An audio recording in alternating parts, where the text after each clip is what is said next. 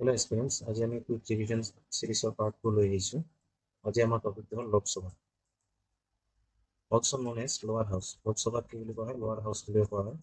কিয় কোৱা হয়? কাৰণ আমি জানো আমাৰ দুটা হাউচ আছে, লোকসভা আৰু ৰাজ্যসভা। ৰাজ্যসভাক আমাৰ কি বুলি কোৱা হয়? আপাৰ হাউচ বুলি কোৱা হয়। আৰু লোকসভাৰ কি বুলি কোৱা হয়? লোৱাৰ হাউচ বুলি কোৱা হয়। নেক্সট আছে the formal name is house of the people. এতিয়া লোকসভাৰ যিটো অফিচিয়েল নেম সেইটো হ'ল কি? House of the people.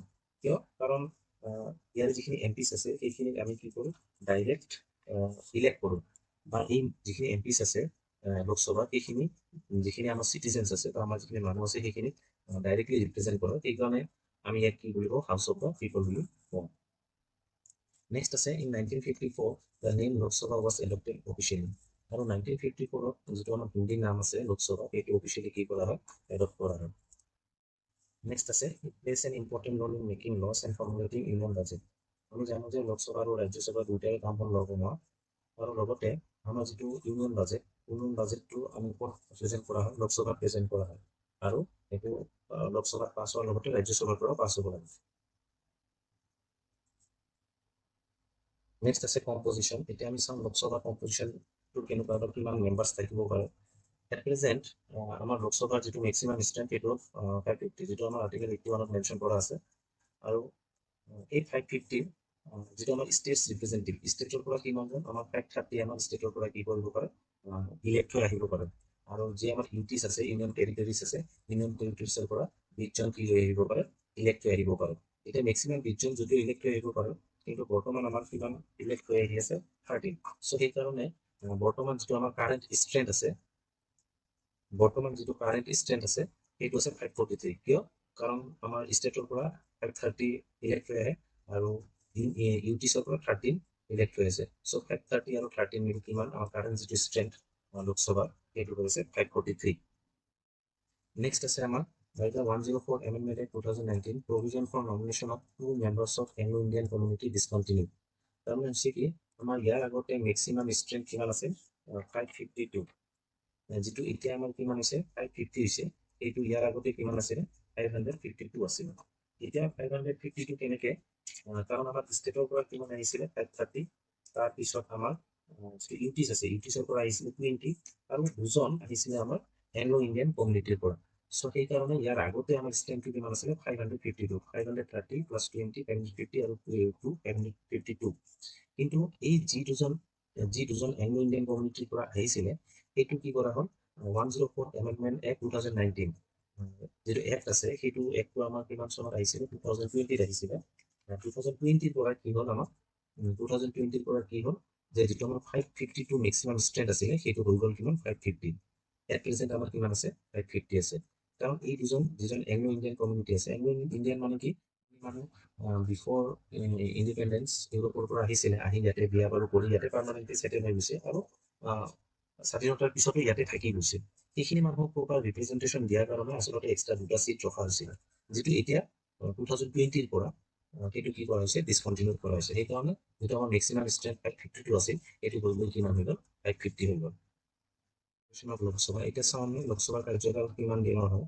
Normal term is for 5 years। লোকসভাৰ যিটো নৰ্মেল টাৰ্ম সেইটো 5 years হয়। ইয়াতে কিছুমান কণ্ডিশ্যন আছে, যেনেকুৱা president of India is authorize to dissolve the Lok Sabha on the recommendation of PM।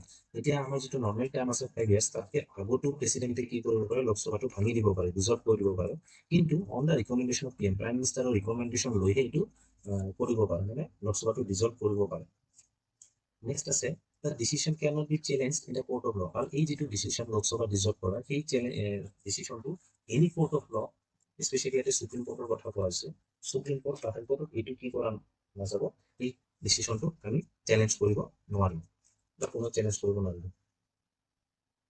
Next আছে during national emergency the term of the Lok Sabha can be extended for 1 year at a time. এতিয়া আমি চাইছোঁ যে যদিও নৰ্মেল টাইম টাৰ্মটো 5 years হয়, কিন্তু national emergency যদি দেশত কিবা ইমাৰ্জেঞ্চি আহি যায়, ইমাৰ্জেঞ্চি নিচিনা চিটুৱেশ্যন আহি যায়, তেনেহ'লে আমি সেই টাৰ্মটো কি কৰিব পাৰোঁ? 1 year কাৰণে এক্সটেণ্ড কৰিব পাৰোঁ at a time. At a time আমি 4-5 বছৰ এক্সটেণ্ড কৰিব নোৱাৰোঁ। 1 year এট এ টাইম আমি এক্সটেণ্ড কৰিব পাৰোঁ থ্ৰু এ ল পাছ বাই দ্য পাৰ্লিয়ামেণ্ট। কিন্তু সেই লটো আকৌ পাৰ্লিয়ামেণ্টত পাছ হ'ব লাগিব। এই যে আমি নৰ্মেল টাৰ্ম আছে 5 years, 1 বছৰ ইনক্ৰিজ কৰিলোঁ, এইটো আকৌ পাৰ্লিয়ামেণ্টত পাছ হ'ব লাগিব। however cannot continue beyond 6 months after the emergency ceased. এটা ইমার্জেন্সি শেষ হোৱাৰ পিছত emergency situation শেষ হোৱাৰ পিছত বা emergency শেষ হোৱাৰ পিছত আকৌ সেইটো কণ্টিনিউ হৈ থাকিব নোৱাৰো মেক্সিমাম 6 মান্থছলৈকে সেইটো কণ্টিনিউ হ'ব পাৰে তাৰপিছত আমি নেক্সট সেই 6 মান্থছৰ পিছত আমি সেই কি হ'ব তাতে নতুনকৈ ইলেকশ্যন পাতিব লাগিব The next one is qualification to be a member of Lok Sabha. The Lok Sabha member of the key qualification like it must be a citizen of India. If you are India citizen, must be at least 25 years age. The minimum is to be process Lok Sabha member of Bokarone.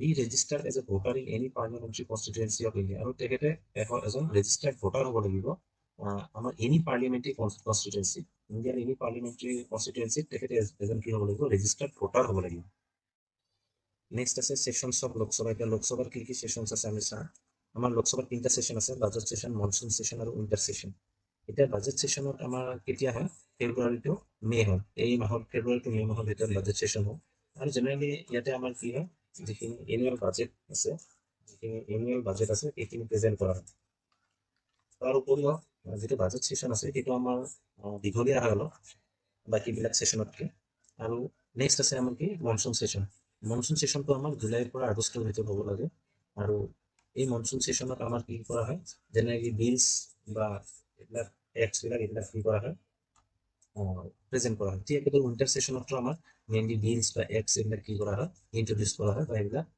পাছ কৰা হয় আৰু এই যিখিনি আমাৰ সেশনছ আছে এই budget session যিখিনি কোনে কল কৰিব বা কেতিয়া হ'ব জেনেৰেলি ইয়াতে যদিও মেনশ্যন কৰা আছে কিন্তু এক্সেক্ট টাইমটো দিয়া নাই কাৰণ এক্সেক্ট টাইমটো আমাৰ কি কৰিব প্ৰেচিডেণ্টে কল কৰিব প্ৰেচিডেণ্টে সেইটো চামন কৰিব আৰু সেই হিচাপত মেম্বাৰ্ছখিনি আহিব আৰু সেশনবিলাক ষ্টাৰ্ট হ'ব নেক্সট আছে আমাৰ কি পইণ্টছ টু ৰিমেম্বাৰ আমাৰ ইয়াতে কেইটামান পইণ্টছ আছে আমি যিটো মনত ৰাখিব লাগিব প্ৰথমটো আছে কুৱেশ্যন আৱাৰ এতিয়া কুৱেশ্যন আৱাৰ কি হয় first hour of every sitting এতিয়া আমাৰ যিটো কি হ'ব ইয়াতে আমি যিকেইটা সেশনৰ কথা ক'লো এই সেশনৰ ভিতৰত বাজেট সেশন হওক বা মনসুন সেশন বা উইণ্টাৰ সেশন হওক তো এই সেশনবিলাকৰ যিটো ফাৰ্ষ্ট আৱাৰ আছে জেনেৰেলি আমাৰ কি হ'ব 11টাৰ পৰা 12টা এই যিটো টাইম থাকে যিটো ফাৰ্ষ্ট আৱাৰ থাকে এই ফাৰ্ষ্ট আৱাৰত আমাৰ কি হয় কুৱেশ্যন আৱাৰ হয় আৰু এই কুৱেশ্যন আৱাৰত কি হয় ৰেইজেছ কুৱেশ্যনছ অফ পাব্লিক ইণ্টাৰেষ্ট আমি যিখিনি জনসাধাৰণৰ যিখিনি সমস্যা আছে সেইখিনিৰ ওপৰত কুৱেশ্যন কৰা হয় আৰু এটা কথা কি এই যিখিনি কুৱেশ্যন আৱাৰ আছে তাতে যিখিনি কুৱেশ্যন যিখিনি ৰেইজ কৰিব সেইখিনি কিন্তু 15 days আগতে সেইখিনি কি কৰিব লাগিব দিব লাগিব তেতিয়াহে আমি কি এইটো কুৱেশ্যন আৱাৰটো ৰেইজ কৰা যাব 15 days প্ৰায় আগতে দিব লাগিব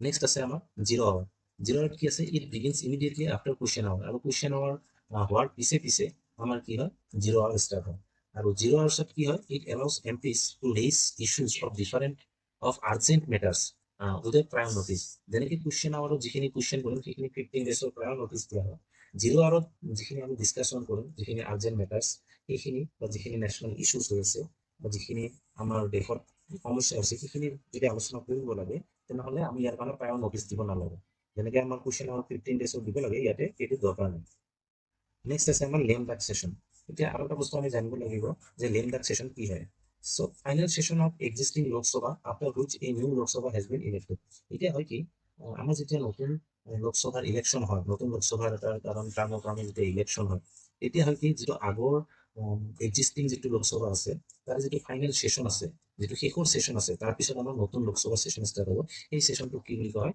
লেম ডাক সেশন বুলি কোৱা হয় আৰু এতিয়া হয় কি এই লেম ডাক সেশনত যিখিনি এমপিছ থাকে ধৰক এই এমপিছখিনি নেক্সট বাৰ যিটো নিউ লোকসভা হ'ল তাতে জিকিব নোৱাৰিলে তো সেই যিখিনি এমপিছ আছে যিখিনি এক্সিষ্টিং এমপিছ আছে যিখিনি ইলেকশ্যনত নিজিকিলে সেইখিনিক আমি কি কোৱা হয় লেম ডাক বুলি কোৱা হয় সেইখিনি কি বুলি কোৱা হয় লেম ডাকছ বুলি কোৱা হয় সেইখিনি এমপিছক নেক্সট আছে আমাৰ speaker of the Lok Sabha speaker of the Lok Sabha is selected নহ'ব এইটো ইলেক্টেড হ'ব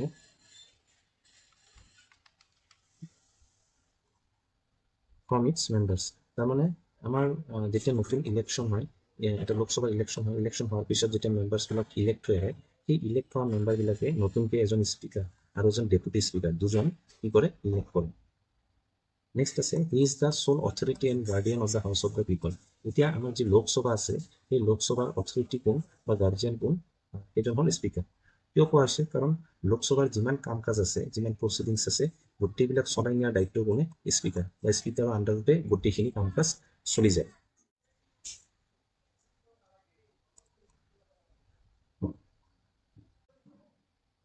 Next is he has the power to certify a money bill and has the power to punish the MPs under anti-defection law. এতিয়া কি হয় যেতিয়া হাউচত লোকসভাত বা ৰাজ্যসভাতে হওক যেতিয়া বিল এখন আহে সেই বিলখন মানি বিল হয়নে নহয় মানি বিল মানে যিবিলাক বিলত গভৰ্ণমেণ্ট এক্সপেণ্ডিচাৰবিলাক থাকে তো সেই বিলখন মানি বিল হয়নে নহয় সেইটো কোনে চাৰ্টিফাই কৰিব স্পীকাৰে সেইটো চাৰ্টিফাই কৰিব যে এই বিলখন কি বিল মানি বিল বা এখন মানি বিল নহয় Next আছে and has the power to punish the MPs under anti-defection law. আৰু anti-defection law মানে কি এতিয়া কি হয় যেতিয়া আমাৰ ইলেকশ্যন হয় ইলেকশ্যনৰ পিছত কি হয় যেতিয়া মেম্বাৰখিনি জিকি আহে তেতিয়া কিছুমান চৰকাৰ গঠন হোৱাৰ পিছত দেখা যায় কিছুমান এমপিছে কি কৰে যিটো দলৰ পৰা জিকি আহিছিলে সেইটো দল ৰিজাইন দি বেলেগ এটা দলত গুচি যায় বা দল বদল কৰা বুলি কোৱা হয় দলটো চেঞ্জ কৰি লয় তো এইটো বস্তু ৰোধ কৰাৰ কাৰণে আমাৰ 1985ত এটা ল অনা হৈছিলে যাক কি বুলি কোৱা হয় এণ্টি ডিফেকশ্যন ল আৰু সেই এণ্টি ডিফেকশ্যন লৰ এগেইনষ্টত স্পীকাৰে কি কৰিব পাৰে পানিছ কৰিব পাৰে এমপিছবিলাকক পানিছ মানে কি ইহঁতৰ সেই এমপিছবিলাকক কি কৰিব পাৰে হাউচৰ পৰা ইহঁতক ডিছকুৱালিফাইও কৰিব পাৰে বা এমপিৰ যিটো মেম্বাৰশ্বিপ আছে সেইটো ডিছকুৱালিফাই কৰিব পাৰে নেক্সট আছে he has the power to adjourn the house in absence of quorum এতিয়া কি হয় কোৰাম মানে এটা নাম্বাৰ হয় কোৰাম মানে আমি কিমান বুজি পাওঁ 1/10 তো এতিয়া 1/10 মানে কি তাৰমানে আমাৰ যিখিনি টোটাল ষ্ট্ৰেংথ আছে কিমান আছে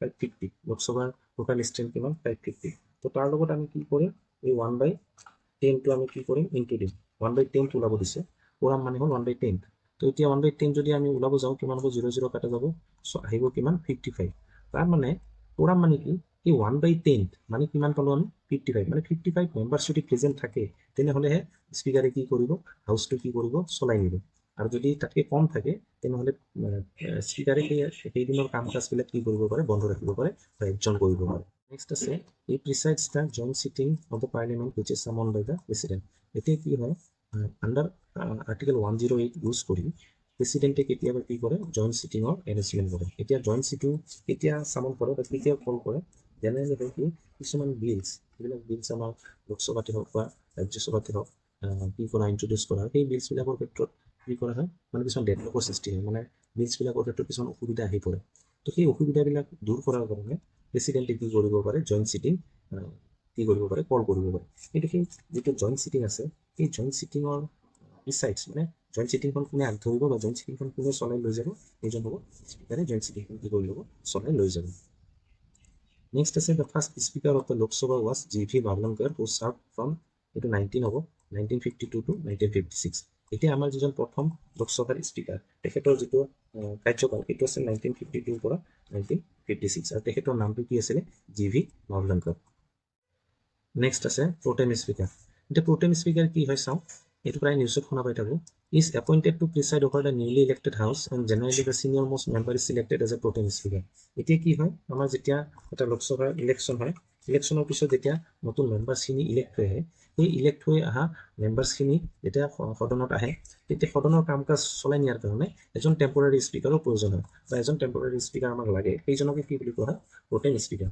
আৰু সেইজন জেনেৰেলি ছিনিয়ৰ মোষ্ট মেম্বাৰ হয় হাউচৰ যিজন বয়সস্থ মানুহ হয় তেখেতকে আমি কি কৰোঁ pro tem স্পীকাৰ হিচাপে দায়িত্ব দিওঁ he administer the protest of the voting of the speaker and deputy speaker এতিয়া তেখেতৰ কাম কি তেখেতে কি কৰে স্পীকাৰ আৰু ডেপুটি স্পীকাৰ কি কৰে ইলেক্ট কৰে আৰু সেই প্ৰচেছটো কোনে কি কৰে এডমিনিষ্টাৰ কৰে কোনে চোৱা চিতা কৰে প্ৰটেম স্পীকাৰে চোৱা চিতা কৰে এতিয়া এইখিনি আছিল আমাৰ এতিয়া আপোনালোকৰ কাৰণে এটা কুৱেশ্যন দিয়া হৈছে এইটো কুৱেশ্যন আনচাৰটো আপোনালোকে কমেণ্টত দিব out of 14 Lok Sabha চিটছ in Assam how many চিটছ R reserve for S T 14টা Lok Sabha চিটৰ ভিতৰত কিমানটা চিট এছ টিৰ কাৰণে ৰিজাৰ্ভ আছে এটা দুটা তিনিটা চাৰিটা এইটোৰ এনচাৰ আপোনালোকে কমেণ্ট বক্সত দি দিম থেংক ইউ